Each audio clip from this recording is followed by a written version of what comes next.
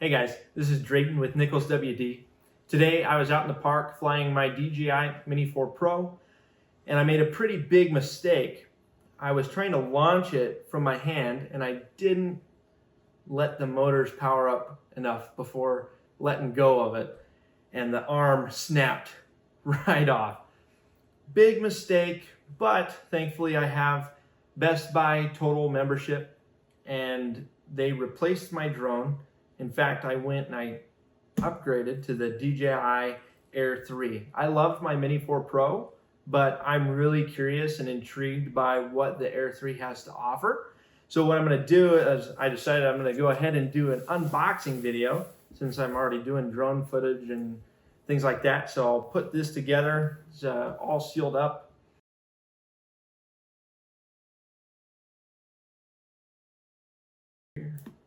Pull that.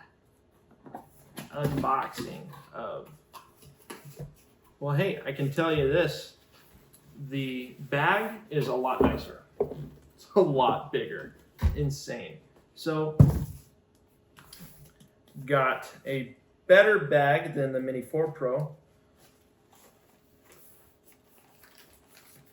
Got all of the props, the drone itself, beautiful.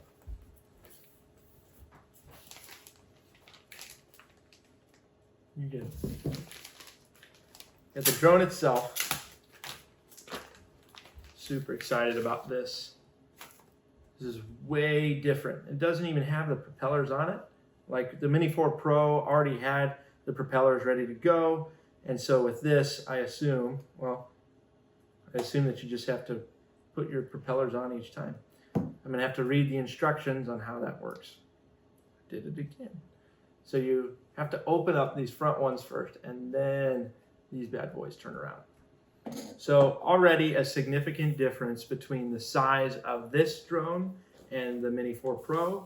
Has the same exact controller, the RC2. Really like these controllers because it shows you the feed in real time instead of having to put your phone on the controller.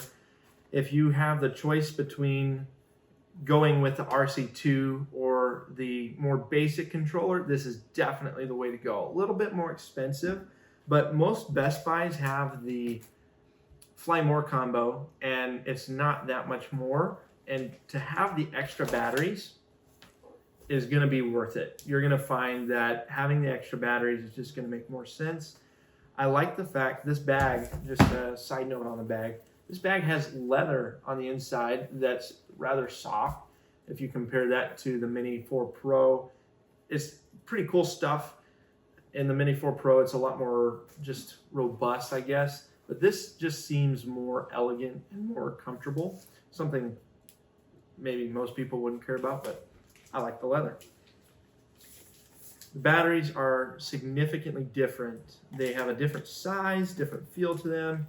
And if you taking a look at this charging stand, looks a little different than the Mini 4 Pro as well. Got locking mechanisms.